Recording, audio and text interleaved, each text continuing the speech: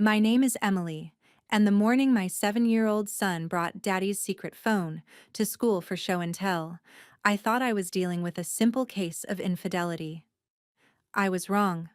What started as a teacher's urgent whisper turned into a discovery that would shatter everything I believed about my husband, my marriage, and the quiet suburban life I thought we were living. When that first message popped up on the screen with a heart emoji, I had no idea I was holding evidence that would put my entire family in danger. The truth wasn't just hidden in that phone, it was buried under layers of lies I never saw coming, and uncovering it would cost us everything. If you're watching this right now, drop a comment below telling me where you're from. Hit that like button and subscribe to hear more stories. The morning started like any other Thursday. I stood at the kitchen counter, spreading peanut butter across whole wheat bread, while Noah hummed the theme song from his favorite cartoon at the table behind me. 7 years old and already too smart for his own good, my little boy swung his legs beneath his chair, his backpack already stuffed with books and toys he'd insist he needed for the day. "Mom, can I have the dinosaur juice box?" he asked, using his name for the apple juice with the T-Rex on the label. "Already in your lunchbox, sweetheart," I said, smiling over my shoulder. The coffee maker gurgled its last breath of morning fuel, and I poured a cup for Ben, adding the precise amount of cream he liked. 15 years together, and I knew his coffee order better than my own. I glanced at the clock. 7:23 a.m. He'd be down any minute, already running late as usual. When Ben appeared in the doorway, he was buttoning his dress shirt with one hand while scrolling through his phone with the other. His eyes never left the screen. "Morning," I said, holding out his coffee. He took it without looking up, mumbling thanks. A text notification chimed, and he immediately silenced his phone, shoving it into his pocket. When I stepped closer to kiss his cheek, he turned his head at just the wrong moment, and my lips caught only air. "Big day?" I asked, trying to ignore the small sting of rejection. "Yeah, meetings all afternoon," he said, finally glancing at me. But his eyes held something I couldn't quite read. Distraction, maybe, or exhaustion. He'd been working so hard lately. Too hard. "Don't forget Noah has soccer at 4, I reminded him. "Right. Yeah, I'll try to make it."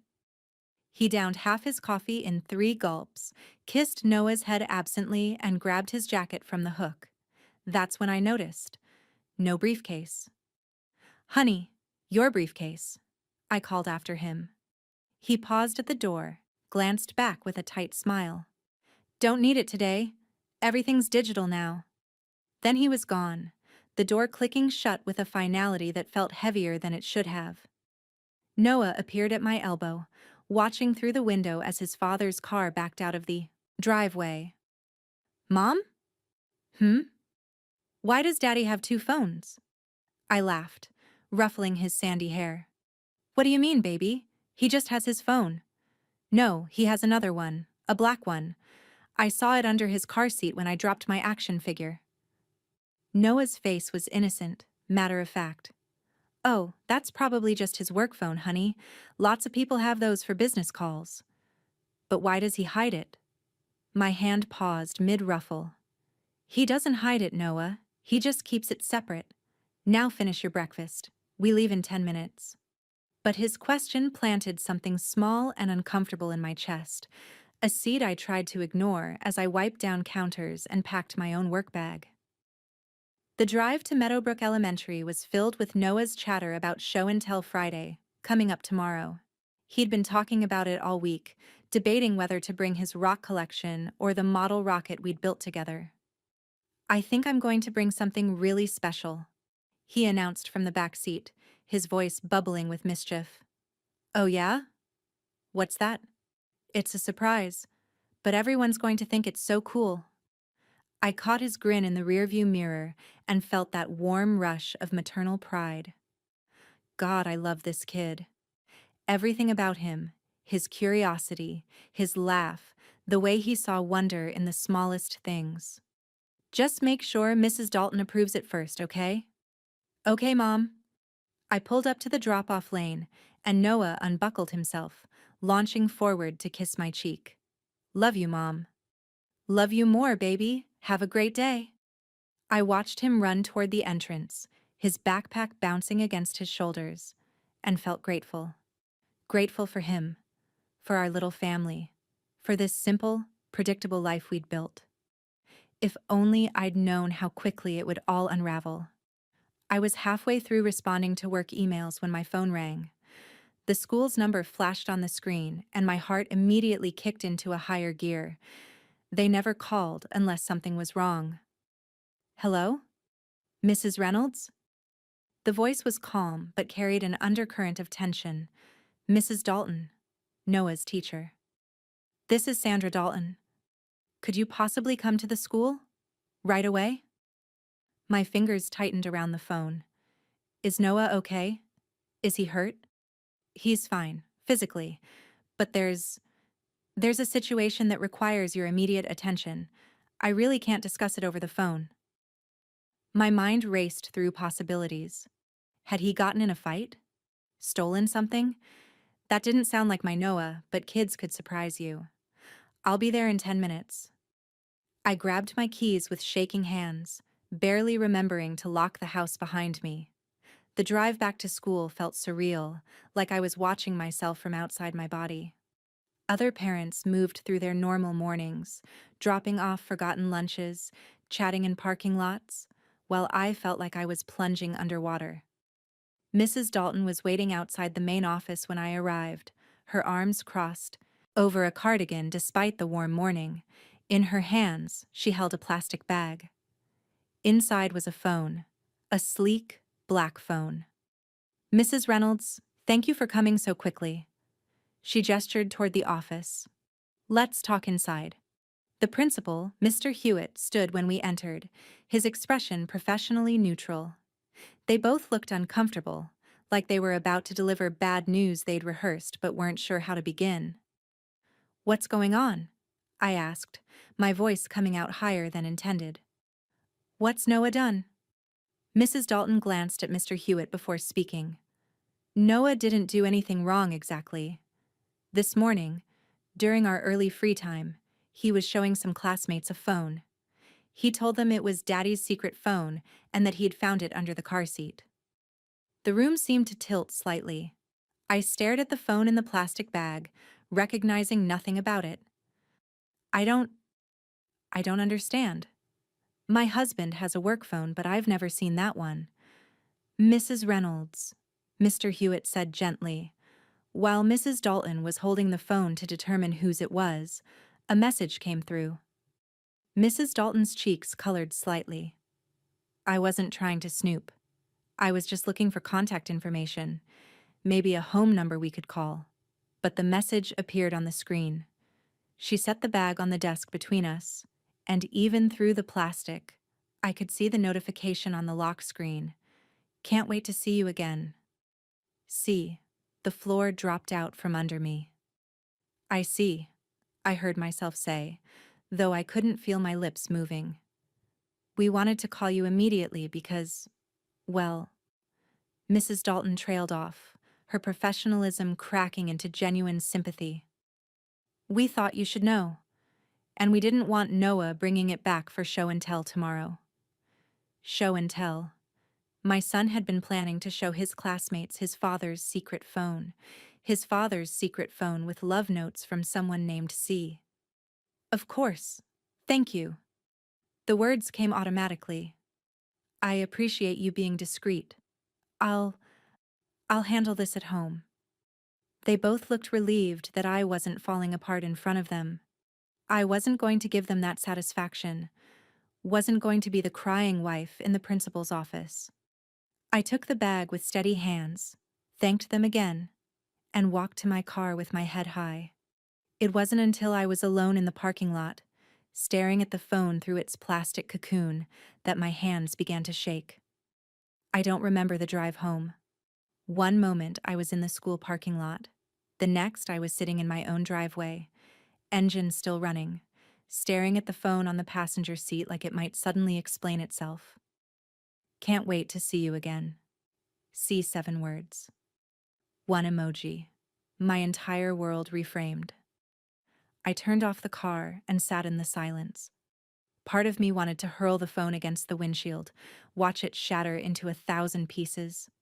But another part, the part that had been trained by 15 years of marriage to be practical, to not make scenes, to think before reacting, that part told me to be smart. I needed to know. Inside, I set the phone on the kitchen counter and stared at it like it was a bomb. Maybe it was. Maybe opening it would detonate everything I thought I knew about my life. My mind began involuntarily scrolling through recent memories, reframing them in this new, sickening light. Ben's late-night work calls, where he'd step out onto the patio, speaking in hushed tones. I'd see him through the window, pacing, smiling at something on the screen before answering. The business trips that seemed to multiply. Clients expect FaceTime, he'd say. Can't build trust over Zoom. His sudden interest in going to the gym at odd hours. The new cologne I'd complimented him on 3 weeks ago, the one he'd laughed off as impulse buy at the airport. The way he'd started angling his phone away from me when we sat together on the couch. The new passcode he'd added, claiming it was for work security protocols. How had I been so blind? The phone buzzed, making me jump. Another notification lit up the screen. Check the video before you come. My stomach turned over. A video. There was a video. I reached for the phone with trembling fingers, then stopped. What was I doing? This was Ben's phone. His secret phone, apparently, and I was about to invade his privacy. But he'd already invaded mine, hadn't he? He'd invaded our marriage, our family, our life together. He'd brought this thing into our home, hidden it in our car where our son could find it. He'd made me look like a fool. I tried the obvious passcodes first. Our wedding anniversary, 017, nothing. Noah's birthday, 0307, nothing. Ben's own birthday, my birthday, his mother's birthday, nothing, nothing, nothing. Locked out. I set the phone down and pressed my palms against my eyes, trying to breathe. The kitchen was too quiet. Usually, this was my favorite time of day, the peaceful hours between morning chaos and afternoon pickup, when I could catch up on work or simply enjoy the silence. Now the silence felt oppressive, heavy with questions I couldn't answer. Another buzz. I looked. Are you mad at me? You're being quiet. My hands curled into fists. Someone was actively texting my husband, someone who expected responses, who felt entitled to his attention. Someone named C. C for what? Christine? Catherine? Cassandra? My mind supplied images I didn't want to see. Ben leaning across a candlelit table toward a beautiful woman. Ben's hands on someone else's body. Ben's lips saying things he used to say to me. I grabbed my own phone and pulled up Ben's contact. My finger hovered over the call button. What would I even say? Hi, honey. Noah brought your affair phone to school today? No. I needed information first. I needed to know what I was dealing with before I confronted him. Otherwise, he'd just lie, minimize, make me feel crazy for even asking. I'd seen enough true crime documentaries to know that the person who shows their hand first usually loses. I opened my laptop and typed into the search bar, "How to unlock Android phone without password." The results were overwhelming. Factory resets that would erase everything. Third-party software that looked sketchy at best. Suggestions to try facial recognition or fingerprint sensors. I picked up the phone and tried holding it toward my own face. Nothing. Of course not. Why would Ben program my face into his secret phone? An hour passed, then 2. I fell down a rabbit hole of YouTube tutorials and hacking forums, each more complicated than the last. My coffee went cold. I barely noticed. At 2:30, I heard Ben's car in the driveway. Panic seized me. He wasn't supposed to be home until after 5. I shoved the phone into the ceramic cookie jar on the counter, closed my laptop, and tried to arrange my face into something normal. The door opened. Ben walked in, still in his work clothes, looking tired. When he saw me in the kitchen, he stopped. "Hey, what are you doing home?" I asked, hating how normal my voice sounded. "Forgot some files." "You?" His eyes swept the kitchen, and I felt irrationally convinced he could sense the phone's presence, like a shark sensing blood in water. "Slow day. Finished my calls early." He nodded, distracted, already moving toward his home office. I listened to him rummaging around, then his footsteps coming back through the house. "I've got to head back," he called. "Might be late tonight. Don't wait up." "Okay," I said to the closing door. When I was sure he was gone, I retrieved the phone from the cookie jar. My hands were shaking so badly I nearly dropped it. That's when I noticed something I'd missed before. A tiny crack in the screen's corner. And stuck to the back, partially peeled off, a small sticker. It was one of those business stickers from a repair shop. "Digital Solutions, we fix what's broken." I grabbed my laptop again and searched for the shop. One location, 20 minutes away. They opened until 6. Maybe they could help me. Maybe they had records of Ben's account, his passwords, something. Or maybe this was crazy. Maybe I was about to blow up my marriage over a misunderstanding. But what kind of misunderstanding explains, "Can't wait to see you again"? I looked at the clock. 3:15. I had enough time to get to the shop and back before Noah needed pickup. I grabbed my purse and the phone, this time wrapping it in a dish towel to hide it. I felt ridiculous, like a spy in my own life. The drive there felt longer than 20 minutes. Every red light was an eternity. Every turn brought a fresh wave of nausea. What was I doing? What if this was nothing? What if C was just a colleague? The heart emoji just friendly? But people didn't have secret phones for friendly colleagues. The shop was small, wedged between a dry cleaner and a tax preparation office. A bell chimed when I pushed open the door. Behind the counter, a young guy with thick-framed glasses looked up from a disassembled tablet. "Help you?" I unwrapped the phone and set it on the counter. "I found this, and I'm trying to unlock it. There might be contact information inside for the owner." The lie came easily, which scared me. He picked it up, examined it. "We worked on this one. See the sticker? That's our tracking code." He typed something into his computer. "Yeah, we replaced the screen about a month ago. Customer was Benjamin Reynolds." My heart hammered against my ribs. "That's my husband." The tech guy's eyes widened slightly. "Oh, okay. Do you know his passcode?" "No, that's the problem. Can you access his account information?" He shifted uncomfortably. "Look, I can't just give out customer passwords. Privacy policy and all that." "Please." My voice cracked despite my best efforts. "It's important." Something in my face must have convinced him, because he sighed and typed more keys. "I shouldn't do this, but..." "Okay. When we run diagnostics, sometimes the system temporarily logs passcodes for test purposes. Let me see if..." He squinted at his screen. "Okay." He used 2579 for the unlock when he picked it up.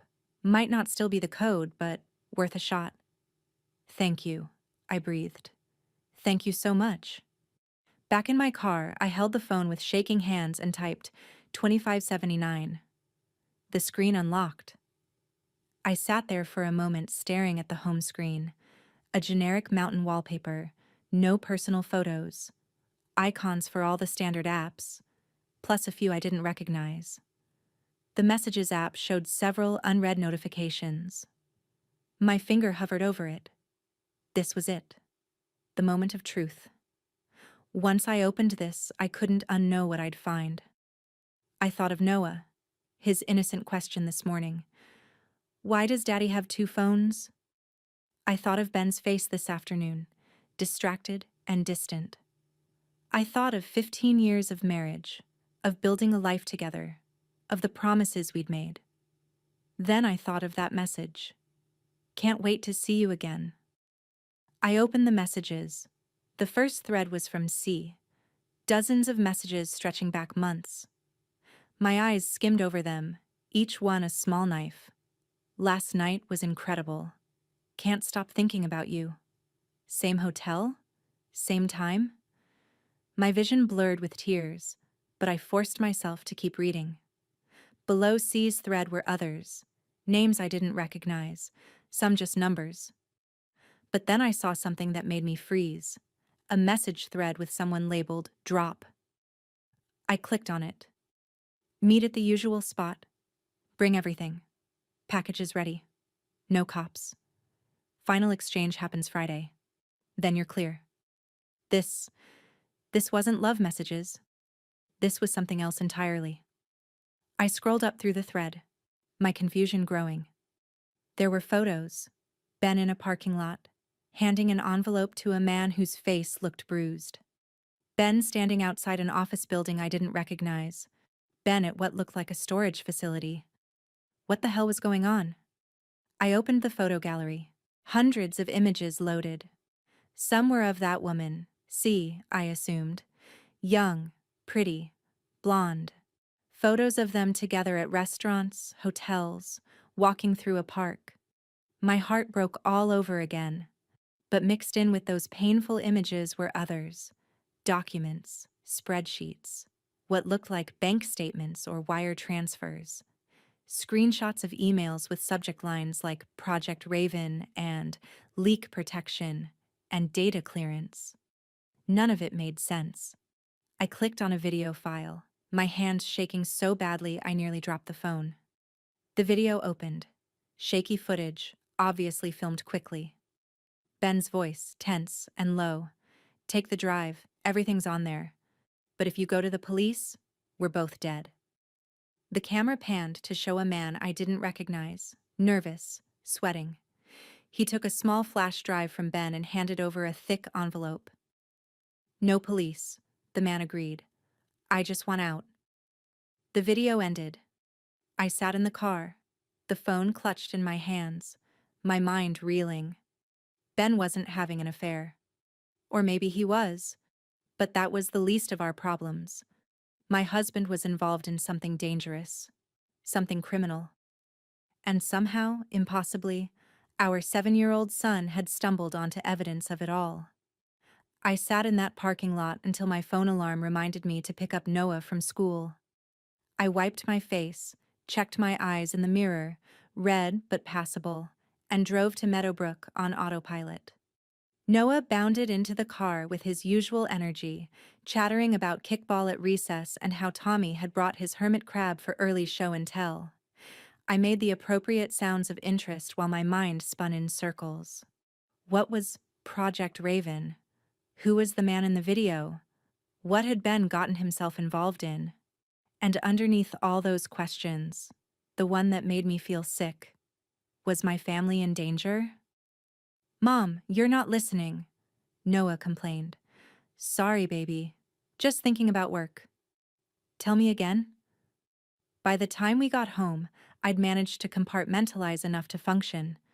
I hid Ben's phone back in the cookie jar, seemed as good a place as any, and helped Noah with his homework. I started dinner. I did laundry. I performed the careful choreography of normal life while my mind screamed. Ben came home at 7, later than he'd said but earlier than I'd expected. He had flowers. Grocery store flowers. The ones near the checkout wrapped in cheap cellophane. But still. He hadn't brought me flowers in months. For my beautiful wife, he said, kissing my cheek. His lips lingered a moment too long and I fought the urge to pull away. What's the occasion? No occasion. Just saw them and thought of you. Gilt flowers. The realization hit me with crystalline clarity. He knew something was wrong, could sense my distance and was trying to smooth it over before I even knew there was a problem. Except I did know. I knew everything. Well, not everything, but enough. They're lovely, I lied, taking them to find a vase I didn't want to use.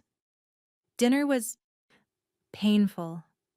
Ben was overly attentive, asking about my day, complimenting the pasta, laughing too hard at Noah's jokes. I watched him like he was a stranger, cataloging details I'd never noticed before.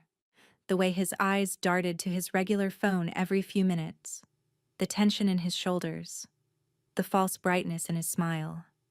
"Hey," I said carefully, as if the thought had just occurred to me. "Something funny happened today. Noah brought a phone to school for show and tell. Said it was yours?" Ben's fork stopped halfway to his mouth. His face went very still. "Did he?"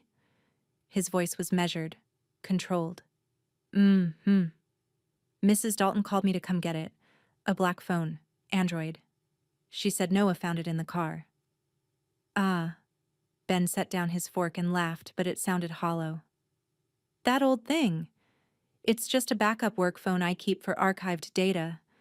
Company policy. Have to maintain access to old files for compliance reasons. Boring stuff." "Why was it in the car?" "Must have fallen out of my bag. You know how messy that back seat gets." He was smiling, but his knuckles were white around his water glass. "Where is it now?" "I left it in the car. Want me to go get it?" "No, no, I'll grab it later. Not important." But his eyes said otherwise. After dinner, after Noah was in bed, Ben found me in our bedroom. He wrapped his arms around me from behind while I stood at the dresser, and I forced myself not to flinch. "You okay?" he murmured into my hair. "You seem distant." "Just tired. Work stuff." His hands moved to my waist, and I recognized the gesture, the prelude to intimacy. My stomach turned. "I'm sorry I've been so busy lately," he said. "I know I haven't been as present as I should be. Things are just intense at the office right now." "It's fine," I said, pulling away gently. "I think I'm coming down with something. Might sleep in the guest room so I don't get you sick." The lie came so easily. When had I become such a good liar? "Oh, okay." He looked hurt, confused. "Feel better?" I gathered my pillow and went to the guest room, closing the door firmly behind me. Then I sat on the edge of the bed and pulled out my own phone. I needed help. I needed someone I could trust, someone who could make sense of this. I called my brother. "Em, it's 11 o'clock. Everything okay?" Liam sounded alert despite the hour. Perks of being an IT specialist who kept weird hours. "Can you come over tomorrow? I need your help with something." "What kind of something?" I hesitated. "Technical. Computer stuff. I can't explain on the phone." A pause. "This is about Ben, isn't it?" Liam had never fully warmed to my husband, though he'd never said why. Some sibling instinct, maybe, that had pinged something off in Ben's character years ago. "Please, Liam. I'll explain tomorrow. I'll be there at 10. After we hung up, I lay in the dark, listening to the house settle. I heard Ben's footsteps in the hallway, pausing outside my door. For a moment, I thought he'd knock, but then the footsteps continued to our bedroom. Later, much later, I heard different sounds. The bathroom door closing, water running, and then, through the thin walls, Ben's voice, low and urgent. He was on a phone call. I crept to my door and pressed my ear against it. "Can't find it. She might know." "No, I don't think so, but..." His voice rose slightly. "What do you want me to do? She's my wife. I understand the stakes." "Yes, by Friday." I said I'll handle it. The call ended. I heard him pace the bathroom for several minutes before the door finally opened and his footsteps retreated to bed. I lay awake the rest of the night, watching shadows move across the ceiling, wondering who my husband really was. Ben left early the next morning. No goodbye, no note. I heard his car pull out of the driveway before dawn, and I felt relieved not to have to look at his face and pretend everything was normal. Noah ate his breakfast in comfortable silence, still sleepy, while I mentally rehearsed what I'd tell Liam. How much did I share? All of it? Would he think I was crazy? Would he tell me to go to the police? I dropped Noah at school, and as we reached his classroom door, Mrs. Dalton caught my eye. She gestured slightly. Could we talk? Go ahead, baby, I told Noah. I'll see you this afternoon. Mrs. Dalton waited until Noah was inside before speaking quietly. How are you doing, Mrs. Reynolds? I'm fine. Thank you for your discretion yesterday. Of course. She hesitated, then lowered her voice further. I probably shouldn't say this, but yesterday, before you arrived, Noah told me something. He said the phone had secret videos on it, videos his father didn't want anyone to see. My blood went cold. He said that? She nodded. I thought you should know. In case, well, in case it's relevant to whatever situation you're dealing with. I thanked her and somehow made it back to my car before my hands started shaking again. Noah had seen the videos. My baby had seen God knows what on that phone before bringing it to school. What had he seen? How much had he understood? By the time I got home, Liam's truck was already in the driveway. He met me at the door, tall and lanky, his software engineer uniform of a faded band t-shirt and jeans. All right, spill, he said without preamble. What's going on? I retrieved the phone from the cookie jar and handed it to him. I need you to help me access everything on this. Every file, every message, every photo. His eyebrows rose. This is Ben's phone? His secret phone, apparently. Jesus. He turned it over in his hands. How'd you get the passcode? Long story? Can you help me or not? Yeah, I can help. But He looked at me seriously. If you're doing this to hurt yourself, if you're not ready for what you might find, maybe you shouldn't look. I need to know, Liam. All of it. He sighed and pulled out his laptop, connecting the phone with a cable he'd brought. Okay. Give me a few minutes. Those minutes stretched into an hour. I made coffee neither of us drank and paced the kitchen while Liam worked, his fingers flying across his keyboard, his face growing increasingly troubled. There's a lot here, he said finally. A lot. Messages, emails, photos, videos, and there's an encrypted folder that's going to take me some time to crack. What's in the regular folders? He turned the screen toward me. See for yourself. I scrolled through what he'd organized. The messages with C, whose full name appeared to be Claire Morrison, were definitely romantic, at least on her end. Lots of heart emojis, suggestive language, talk of meeting up. But Ben's responses were odd, professional, almost. Confirmed for Thursday. I'll have what you need. Same location as before. This doesn't read like an affair, Liam said, echoing my own thoughts, at least not from his side. The photos told a similar story. Claire appeared in many of them, but so did other people, men in suits, parking lot meetings, what looked like surveillance shots taken from a distance. And then there were the documents. Bank statements showing wire transfers in amounts that made my head spin. 50,000 here, 75,000 there, all to accounts I didn't recognize. Emails with subject lines that made no sense. Project Raven update, data acquisition timeline, leak protection protocol. Your husband's company, Liam said. What do they do exactly? Data security consulting. They work with corporations, government contractors. Ben's always said it's boring stuff. Firewalls, encryption, compliance audits. This isn't boring stuff. He pointed to an email chain. This looks like corporate espionage. Or worse. My stomach dropped. What do you mean worse? See this? He highlighted a message. They're talking about securing leaks, Neutralizing sources. Final cleanse procedures. M. This reads like intimidation. Maybe worse. Before I could respond, the phone buzzed in Liam's hand. A new message from someone labeled only drop. Last chance. Friday. Bring everything or deals off. Who is drop? I whispered. No idea, but they've been texting Ben for weeks. Looks like they're planning some kind of exchange. He opened the encrypted folder interface. And whatever they're exchanging is probably in here. This folder is labeled contracts, and the password is... He stopped, his face going pale. What? What is it? The password. It's Noah07, your son's name and birth month. I felt like I'd been punched.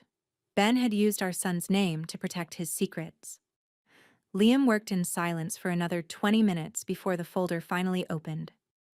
Inside were files labeled with codes I didn't understand, PDFs of what looked like corporate documents, and video files. Should I open one? He asked. I nodded, not trusting my voice. The first video opened. Shaky nighttime footage of a parking garage. 2 men meeting between cars. One of them was Ben. The other had a bruised face, darting eyes. The same man from the video I'd watched yesterday. Take it, Ben was saying, handing over a flash drive. Everything they wanted is on there. Client data, security protocols, personal information. All of it. And you're sure they'll pay? The other man asked. They already have. Your cut's in the envelope. Just don't go to the police, and we're both in the clear. The video ended. Liam and I stared at each other.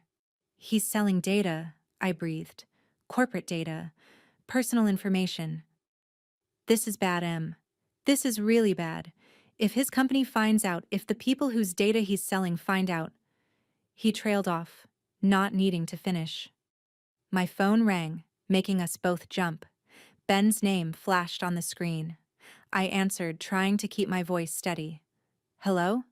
Where are you? Ben asked. His voice was tight, controlled. Home. Why? Is anyone there with you? I looked at Liam, who was frantically gesturing for me to lie. No, why? Emily, I need you to listen to me very carefully. Go to our bedroom. Check the nightstand drawer on my side. There's an envelope there. I need you to take it and leave the house. Right now. Ben, what's going on? Please, just do what I'm saying. Take Noah from school and go somewhere public. A mall, a restaurant, anywhere with lots of people. And Em? His voice cracked slightly. I'm so sorry. I'm so sorry. I never meant for this to... The line went dead. I tried calling back. It went straight to voicemail. What did he say? Liam demanded. He told me to take Noah and leave. He said to go somewhere public. My hands were shaking so badly I could barely hold the phone. Liam, what's happening? I don't know, but if he's warning you to run, we should probably listen. He started disconnecting his equipment. I'm taking this phone. If something happens, if Ben's in trouble or you're in danger, this is evidence. Evidence of what? I don't know yet. But your husband is involved in something way beyond an affair, Em. This is corporate espionage, data theft, maybe blackmail. And someone named Drop is putting pressure on him for some kind of final exchange on Friday. Friday. Today was Friday. Oh God, I whispered. Liam, that's today. We looked at each other, and I saw my own fear reflected in my brother's eyes. Whatever Ben was involved in, whatever he'd been hiding, it was all coming to a head. And somehow, he'd dragged our entire family into it. I grabbed my keys, my phone, my purse. I'm getting Noah. I'm coming with you, Liam said, and I didn't argue. As we rushed to his truck, I glanced back at my house. My beautiful, normal house where I'd raised my son and built my life. It looked the same as always, peaceful in the morning sun. But nothing would ever be the same again. Whatever truth was buried in that phone, whatever secrets Ben had been keeping, They were about to come crashing down on all of us. And I had no idea if any of us would survive. It. Liam drove while I sat in the passenger seat, replaying that parking lot video in my mind. Ben's voice, cold and transactional. Everything they wanted is on there. Client data, security protocols, personal information. My husband wasn't just hiding something. He was selling people's private data. Possibly thousands of people. The betrayal felt bigger than infidelity, more sinister than I could process. "We should go to the police," Liam said, gripping the steering wheel tight. "No." The word came out harder than I intended. "Not yet. If Ben's in trouble, if there's more to this, I need to understand it first. I can't just destroy him without knowing the whole story." He's committing crimes. This isn't about protecting him anymore. It's about protecting Noah," I shot back. "What happens to our son if his father goes to prison? What happens if there are dangerous people involved and we make the wrong move?" Liam's jaw clenched, but he didn't argue. We picked up Noah from school early, making up an excuse about a dentist appointment. He climbed into the back seat, confused but excited to be leaving school before the final bell. "Where are we really going?" he asked, too perceptive for his own good. "Uncle Liam's house for a bit," I said, forcing brightness into my voice. "We thought it would be fun to surprise you." At Liam's apartment, I settled Noah in front of the TV with snacks while Liam and I huddled in his home office, diving deeper into the phone's contents. The more we uncovered, the worse it got. The encrypted contracts folder contained dozens of files, spreadsheets listing names, social security numbers, credit card information, medical records, all from clients of Ben's company, entrusted to him for security purposes. And he'd been selling it. "Look at this," Liam said, pulling up an email chain. The sender was someone named Marcus Valen from a company called Secure Dynamics. "This guy's been coordinating the whole thing. He's the one making the deals, setting up the buyers." I read over his shoulder, my stomach turning with each line. Data clearance. Leak protection. These weren't just corporate buzzwords, they were code for something darker. One email made me freeze. "Reynolds is getting cold feet. Recommend enhanced motivation protocols." "Enhanced motivation," I whispered. "What does that mean?" Liam's face was grim. Nothing good. Then I saw it, buried in a subfolder labeled Insurance, a video file dated 3 days ago. I clicked it. The footage was grainy, shot from what looked like a dashboard camera. Ben sat in the passenger seat of an unfamiliar car, looking haggard and terrified.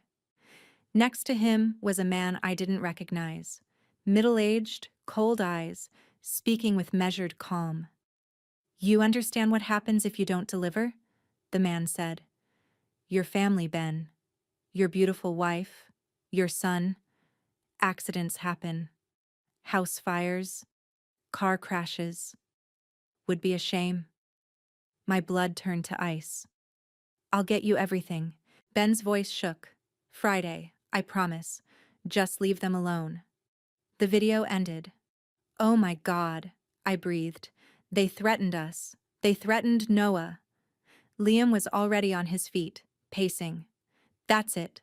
We're going to the police right now. This is beyond corporate espionage. This is extortion, blackmail, threats against a child." But before I could respond, the phone buzzed. A new message from Claire. "We need to talk. He's gone too far. Meet me." I stared at the message, my mind racing. Who was Claire? An accomplice? A victim? Another piece of this nightmare puzzle? "Don't respond," Liam warned. This could be a trap. Or it could be someone who knows what's really happening." I typed back before I could second-guess myself. "Who are you?" The response came within seconds. "Someone who tried to stop him. Same cafe where we met before. River Street. 3 p.m. Come alone." I checked the time. 2:15. "I'm going," I said. Are you insane? You just watched a video of someone threatening to kill you and Noah.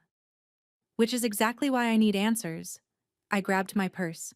Stay here with Noah. If I'm not back by 4, call the police and give them everything. Emily. Liam, please, I need to do this. He looked at me for a long moment, then pulled me into a fierce hug. Be careful.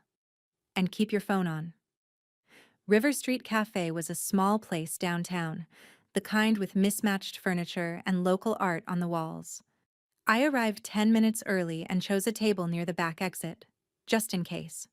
At exactly 3 o'clock, a woman walked in. Blonde, early 30s, pretty in a tired way. Dark circles under her eyes.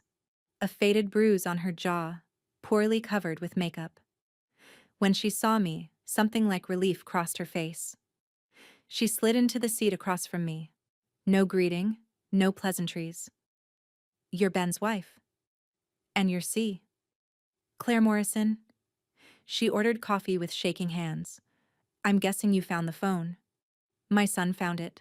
Brought it to school. She closed her eyes. God. I'm sorry. I'm so sorry you're caught up in this. Start talking, I said, keeping my voice steady despite the rage simmering underneath. Who are you? And what is my husband involved in? Claire took a breath and began. I worked at Secure Dynamics, same company as Ben. We were brought in to handle data protection for corporate clients. But about a year ago, I discovered that some data was being duplicated, copied before being secured. Small amounts at first, then larger files. Ben was stealing it. Not just Ben. Marcus Valen, the VP of Security, was running the whole operation. He recruited Ben, offered him a percentage. They'd sell the data on the dark web to identity thieves, corporate spies, anyone willing to pay. My hands curled into fists under the table. And you? I found out by accident, saw files on Marcus's computer that shouldn't have been there. Her voice dropped. I confronted Ben, told him I was going to report it. And that's when everything went wrong. They threatened you. She lifted her hair, showing another bruise behind her ear. Marcus sent someone to convince me to stay quiet. Said if I talked, my family would pay the price. My little sister is 12, Emily. I couldn't risk it. So you what? Pretended to be Ben's girlfriend to stay close? To gather evidence? At first, yes. I thought if I could prove Marcus was the ringleader, maybe I could make a deal with the FBI, get protection. She laughed bitterly. But then I realized Ben wasn't just a victim. He was in deep, enthusiastic even. The money, the thrill of getting away with it. The coffee arrived, but neither of us touched it. Why are you telling me this now? I asked. Because it's ending. Friday. Today. They're planning their biggest sale yet. Complete records from a healthcare network. Millions of people's medical histories, social security numbers, everything. It's worth over $5 million. My vision blurred at the edges. That's what's in the encrypted folder. Ben was supposed to deliver it this morning, but he can't, can he? Because you have the phone. We stared at each other as the implication settled over us like a weight.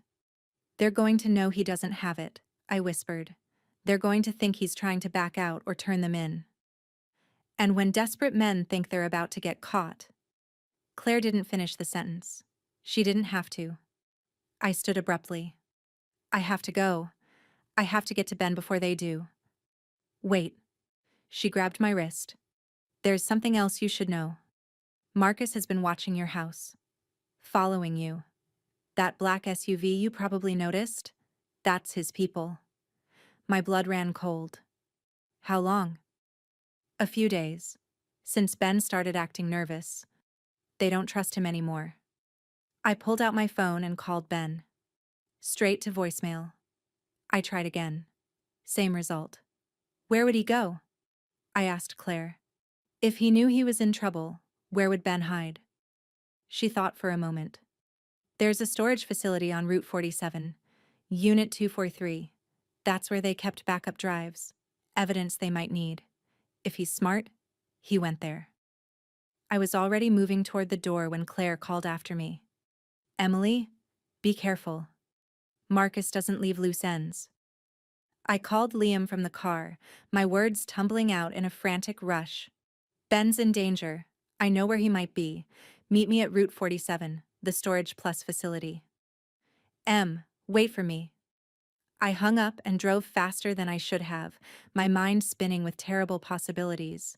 Ben might be a criminal, a liar, someone I no longer knew, but he was still Noah's father. And whatever he'd done, whatever choices he'd made, I couldn't let him die for them. The storage facility was a sprawling complex of orange doors and concrete.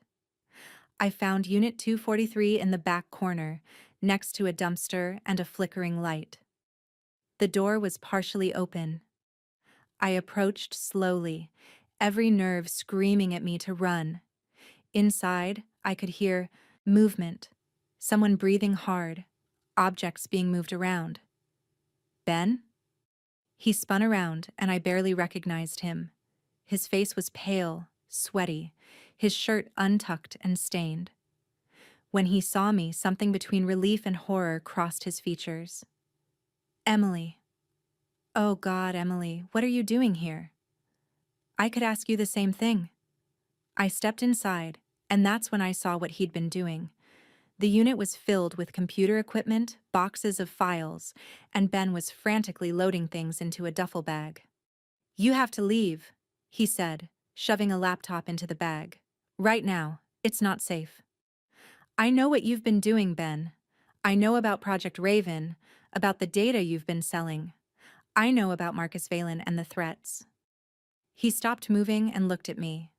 Really looked at me, for the first time in what felt like months. You found the phone. Noah found it, brought it to school for show and tell. I laughed, a bitter, broken sound. Our son almost showed his entire class evidence of his father's crimes. Ben sank onto a storage crate, his head in his hands. I never wanted this. You have to believe me. I never wanted any of this.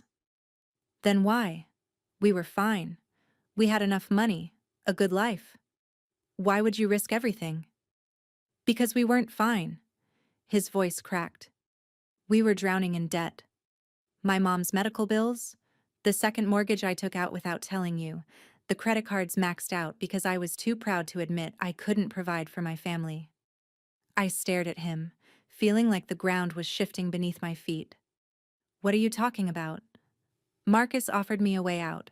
One job, he said. Easy money. Nobody gets hurt. Ben's laugh was hollow. But one job became 2, then 5. Then I was in so deep I couldn't get out. They had evidence, recordings. They owned me. So you just kept doing it? Kept selling people's lives? I tried to stop. 3 months ago, I told Marcus I was done. That's when the threats started. When they sent that video. Threatened you and Noah. His voice broke completely. What would you have done, Emily? What would you have done to protect our son? I didn't have an answer. Before I could find one, headlights swept across the unit's entrance. A car door slammed. Ben's face went white. They found me. We both dove behind a stack of boxes as footsteps approached, multiple sets, heavy and purposeful. Reynolds. A man's voice cold and commanding. Marcus, I know you're in there. Come out and maybe we can talk about this. Ben looked at me, terror in his eyes, and mouthed, Stay down. He stood slowly, hands raised. I'm here. I have everything ready, the drive, all the files, everything you wanted. No, you don't. Marcus stepped into the unit, flanked by 2 large men. Because the phone with all our insurance is missing, the phone you stupidly let your kid take to school. I can get it back. Give me until tomorrow. Tomorrow, we were supposed to close the biggest deal of our lives. $5 million, Ben. And you've jeopardized everything. One of the men pulled out a gun. My heart stopped. Please, Ben begged, his voice thin with fear. My wife doesn't know anything. My son doesn't know anything. Just let me fix this. Your wife is here, actually, Marcus said casually, and my blood turned to ice. I can see her purse behind that box. Emily, why don't you come out and join us? I stood on shaking legs, and the gun swung toward me. Ben moved without thinking, stepping between me and the weapon. Don't. Please, God. Don't hurt her. I'll do anything. Marcus studied us both with cold calculation. The phone. Where is it? My brother has it, I heard myself say. He's a computer forensic specialist. He's already made copies of everything. The files, the videos, the client lists. If anything happens to us, it all goes to the FBI. It was a bluff, but my voice didn't shake. Marcus's expression flickered, the first sign of uncertainty I'd seen. She's lying, one of his men said. Maybe. Marcus pulled out his own phone. Let's find out. Call your brother Emily. Right now. Tell him to bring the phone here, or I put a bullet in Ben's knee. My hands shook as I dialed Liam's number. It rang once. Then chaos erupted. Police sirens screamed to life from every direction. Floodlights blazed, turning the storage facility into daylight. A voice boomed through a megaphone. FBI, drop your weapons. Marcus's men scattered, but there was nowhere to go. Agents in tactical gear poured into the unit from both entrances. In the confusion, I grabbed Ben's hand and pulled him down as gunshots rang out. Marcus's men firing wildly, agents returning fire. The world became noise and terror and concrete dust. When the shooting stopped, Marcus was on the ground in handcuffs, screaming threats. His men were subdued, disarmed. And standing at the entrance, holding Ben's secret phone up like a trophy, was Claire. She'd called the FBI. She'd brought them here. She'd saved our lives. The hospital smelled like antiseptic and fear. Ben sat in a bed, bandaged from where he'd caught a ricochet fragment in his shoulder. Not serious, the doctor said. Lucky. I sat in a chair across the room, not beside him. Not close.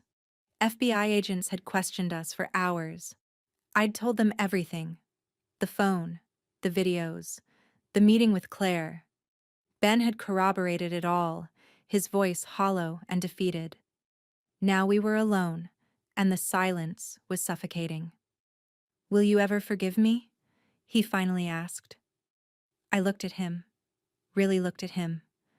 This stranger wearing my husband's face. I don't know. Emily? You lied to me for a year, Ben. You put our son in danger. You sold people's private information for money.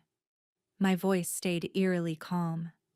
You became someone I don't recognize. I was trying to protect us. By destroying us? I stood, needing distance. The FBI said you're looking at multiple felony charges. Even with cooperation, you'll probably do time. He closed his eyes. I know. Noah asked me yesterday if you were a bad person. Do you know what I told him? I said you made bad choices, but you were trying to make them right. I grabbed my purse. I hope I wasn't lying. Where are you going? Home. To pack. Noah and I are staying with Liam for a while. Please. Don't. I held up a hand. I need time. Space. I need to figure out if there's anything left of my marriage worth saving. I walked out before he could respond, before the tears burning behind my eyes could fall. The weeks that followed blurred together. Ben took a plea deal. Testimony against Marcus Valen and the entire Project Raven operation in exchange for a reduced sentence. 3 years, the prosecutor said, possibly less with good behavior. The media had a field day. Corporate data theft ring exposed. Father of 7-year-old whistleblower cooperates with FBI. They made it sound noble, like Ben had planned to expose the corruption all along, but I knew better. He'd been caught. That was all. Claire visited me once, looking healthier than when we'd met at the cafe. I wanted to thank you, she said, for being brave enough to look at that phone. For not destroying the evidence. You're the one who brought in the FBI. Only because you held on to everything long enough for it to matter.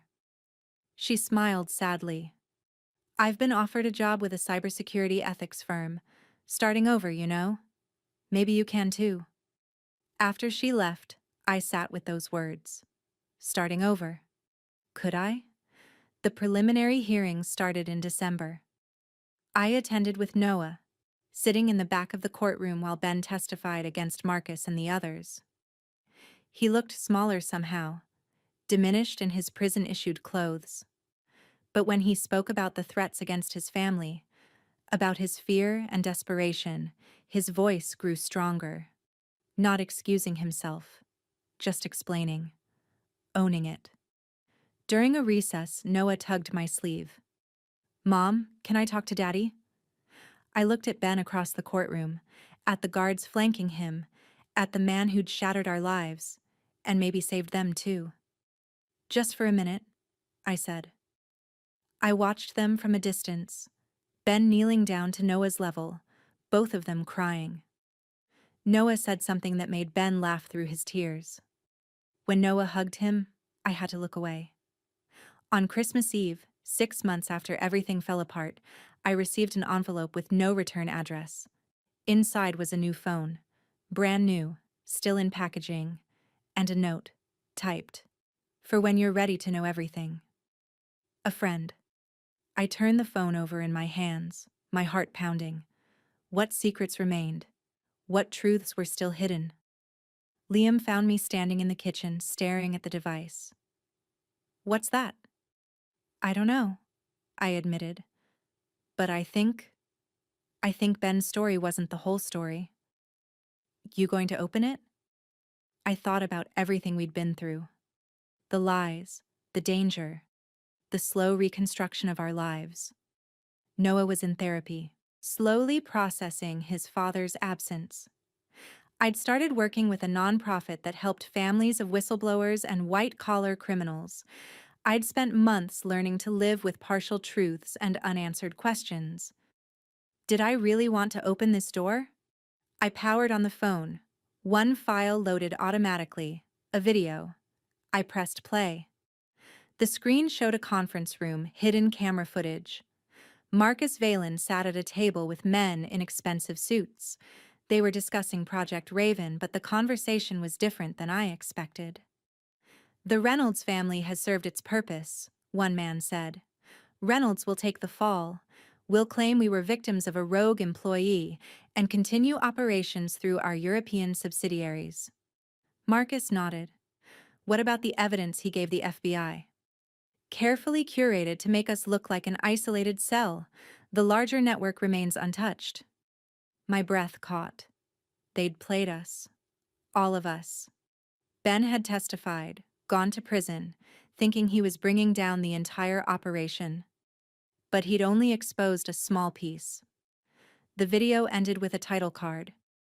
The real architects remain free. Will you help expose them? See Claire. Still fighting. I stared at the phone for a long time, weighing everything. My son's safety, my husband's sacrifice, the choice between a quiet life and the truth. Then I called Liam. I need your help, I said. And this time, we're finishing what they started. 3 months later, I stood outside a federal building, a different FBI agent waiting for me inside. This time, I had evidence they couldn't dismiss. Evidence of a conspiracy that reached far beyond Ben's desperate choices. Before going in, I called the prison and left a message for Ben. I'm not ready to forgive you, I said to his voicemail. Maybe I never will be. But I understand now. I understand why you did what you did, even if I can't agree with how you did it. And I want you to know, I'm going to finish this. For you. For us. For everyone they've hurt. When I hung up, I felt lighter somehow. Not free, but closer to it. I picked up the new phone, my phone now, my evidence, my choice, and walked into the building. Behind me, the door closed on one chapter of my life. Ahead, another was just beginning. 6 months later, the verdict came down on a Tuesday. Marcus Valen, guilty on all counts. 25 years. The 6 executives captured in Claire's hidden footage. Guilty. Sentences ranging from 10 to 18 years. The entire Project Raven network dismantled, assets seized, victims contacted and compensated. And Ben, his sentence reduced to time served for his additional cooperation in exposing the larger conspiracy, was coming home. I picked him up from the facility on a gray morning in April. He looked different. Thinner. Older. But somehow more present than he'd been in years. "Hi," he said softly. "Hi." We drove in silence for a while. Then Ben said, "Noah sent me drawings. Every week. He's gotten really good." "He has. Art therapy helped." "And you? How are you?" I thought about my answer carefully. "I'm working on it. Some days are better than others." I know I don't have the right to ask, but we're not getting back together," I said, the words I'd been practicing for weeks finally emerging. "Not the way we were. That marriage died the day you got that second phone." He nodded, pain crossing his face. "But," I continued, "we can build something new. Something honest. Co-parents first. Friends maybe. Eventually. We'll see." "I'll take it," he whispered. "I'll take whatever you're willing to give." We pulled up to Liam's house where Noah was waiting on the porch. When he saw his father, he rocketed down the steps, and Ben caught him in an embrace that made my eyes sting. I watched them from the car, father and son, broken and rebuilding, and felt something shift inside me. Not forgiveness. Not yet. But maybe, someday, something close to peace. Claire had been right. We could start over. All of us. And as I looked at the clear April sky, I thought about that second phone. The one that had destroyed everything and somehow saved it too. The one that had forced all of us to face the worst in ourselves and fight our way back to something better. Secrets, I'd learned, never stayed buried. But neither did truth. And in the end, that made all the difference. If the person you trusted most turned out to be a stranger, would you have the courage to face the truth? Or would you choose the comfort of not knowing? If this story made you think twice about the secrets people keep, hit that like button and subscribe for more stories about the hidden truths that change everything.